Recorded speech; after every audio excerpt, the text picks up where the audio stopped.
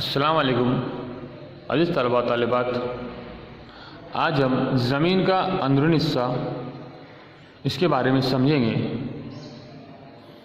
ज़रा याद कीजिए, पिछली जमात में आपने चट्टानों की किस्में, आतिशफ़िशा और ज़लज़ले के बारे में मालूमात हासिल की थी।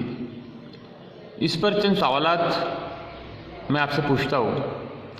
ज़लज़ला आता है यानी क्या होता है? आतिश चट्टानें कैसे वजूद में आती है? आतिशफ़िशा किसे कहते हैं? आतिशफ़िशा फटने से कौन कौन सी चीज़ें बाहर फेंकी जाती है? ये चीज़ें कौन सी शक्ल में होती है? ये चीज़ें गर्म होती है या सर्द होती है? क्यों?